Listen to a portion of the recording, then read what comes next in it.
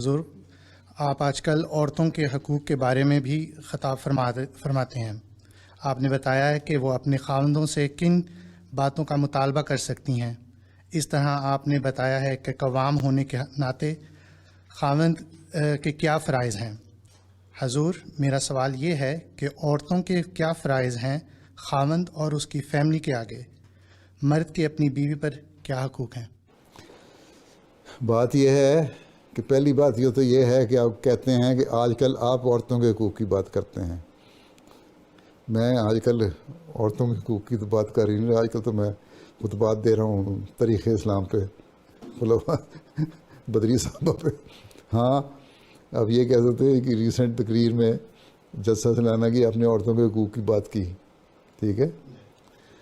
تو اس سے پہلے میرے خطبات اگر اسی تقریر کو آپ غور سے سنیں، اس کو بات کو چھوڑیں کہ میں پہلے کیا کچھ کہہ چکا ہوں عورتوں کو، کس طرح کہ ان کو اپنے فرائض ادا کرنے چاہیے ہیں، اسی تقریر میں اگر آپ اس کو غور سے سنیں، میں حیران ہوں کہ لوگوں نے غور سے سنا ہی نہیں، اور عورتوں نے بھی، کیونکہ بعض پوائنٹس ذرا زیادہ ہائی لائٹ ہو کے ان کی فیور میں چلے گئے تھے، اس لیے انہی کو دیکھا۔ اسی تقریر میں نے بتایا ہوا ہے کہ عورتوں کے کیا حقوق ہیں۔ اس میں اس کی اور جو حدیث بیان کی، ایک لمبی حدیث تھی جس کا خلاصہ میں نے بیان کیا تھا کہ عورت حضرت صلی اللہ علیہ وسلم کے پاس آئی، اس نے کہا کہ مرد جو ہیں وہ نمازیں بھی پڑھتے ہیں، چندہ بھی دیتے ہیں، کمائی بھی کرتے ہیں، اور پھر جہاد پہ بھی جاتے ہیں، حج پہ بھی جاتے ہیں، تو اور عورتیں بعض دفعہ یہ کام نہیں کر سکتی۔ تو جب گھر میں بیٹھ کے جو فرائض ادا کر رہی ہیں تو کیا ہمیں اس کا اجر اتنا ملے گا جتنا ان لوگوں کو جہاد وغیرہ کے برابر مل رہا ہے؟ تو آنسر نے فرمایا کہ ہاں، تم لوگوں کو ملے گا، ٹھیک ہے؟ تو اس کا مطلب یہ ہے کہ یہاں عورتوں کو یہ نہیں کہا گیا کہ مردوں کے حقوق نہیں ہیں، ان کو ثواب جو مل رہا ہے مردوں کو وہ عورتوں کے ثواب کے برابر ہے، ٹھیک ہے؟ برابر کر دیا نا ثواب میں۔ اللہ تعالیٰ نے قرآن شریف میں کئی جگہ یہی لکھا ہے کہ مرد کو بھی اس کے نیک کاموں کا اجر ملے گا، عورت کو بھی نیک کام کا اجر ملے گا، مرد کو بھی یہ چیز ملے گی، عورت کو بھی یہ چیز ملے گی۔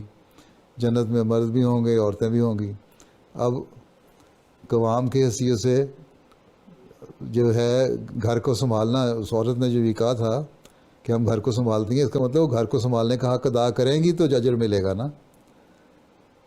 یہ حدیث میں اس بات کی کو اگر غور سے دیکھیں کہ عورت نے کہا تھا ہم گھر کو سنبھالتی ہیں، اس کا مطلب ہے کہ وہ ذمہ داریاں ادا کرنے والی عورت ہے گھر کی، وہ بچوں کی حفاظت کرنے والی ہے، بچوں کی تربیت کرنے والی ہے، مرد کے بچوں کی، مرد کے گھر کی نگران ہے، اس کے جو گھر میں جو دولت اس کی پڑی ہے اس کی حفاظت کرنے والی ہے، اپنی عزت اور ناموس کی حفاظت کرنے والی ہے، وہ مرد سے وفاداری کرنے والی ہے، مرد سے وفاداری کرنے والی ہے اور اس کے حق ادا کرنے والی ہے۔ تبھی اللہ حضرت نے فرمایا کہ ہاں، اگر یہ تم لوگ ساری باتیں کر رہی ہو تو تمہیں جو مردوں کے جہاد اور باتوں اور حج اور فلاں فلاں کے ثواب میں اتنا اجر تمہیں بھی مل جائے گا۔ تو اسی حدیث میں عورتوں کو یہ کہہ دیا کہ تم یہ کام کرو گی تو ملے گا۔ یہ کب کہہ دیا کہ تمہیں گھر بیٹھے مل جائے گا سب کچھ؟ اس کی لسٹ بنوائی۔ اس عورت نے یہ کہا تھا کہ ہم یہ کرتی ہیں، کیا ہمیں اس کا اجر ملے گا؟ ہاں، اگر تم واقعی یہ کرتی ہو، اگر تم بچوں کی صحیح تربیت کر رہی ہو، تم خاوند کے گھر کی حفاظت کر رہی ہو، اس کے پیچھے اس کے اپنی عزت کا خیال رکھ رہی ہو، اور اس کے پیسے کی حفاظت کر رہی ہو، اس کی دولت کی حفاظت کر رہی ہو، اور ہر طرح سے اس کی خدمت کر رہی ہو، تو تمہیں یقیناً ثواب ملے گا اتنا ہی جتنا مردوں کو جہاد کا ثواب ملتا ہے۔ ذمہ داری سے ڈال دی۔ آپ کہاں سے کہتے ہیں کہ میں نے کہا میں نے صرف عورتوں کے حق کی بات کی؟ عورت پہ تو اتنی باتیں اسی حدیث میں بیان ہو گئی ہیں جو اس نے کرنی ہے گھر کو سنبھالنے کے لیے۔ اب آپ کے بچے کی تربیت اگر صحیح ہو جائے تو کیا عورت اس بات کی حقدار نہیں ہے کہ آپ اس کو نیک سلوک کریں؟ اگر عورت آپ کے گھر کی حفاظت کر رہی ہے، کیا عورت اس بات کی حقدار نہیں ہے کہ آپ اسے نیک سلوک کریں؟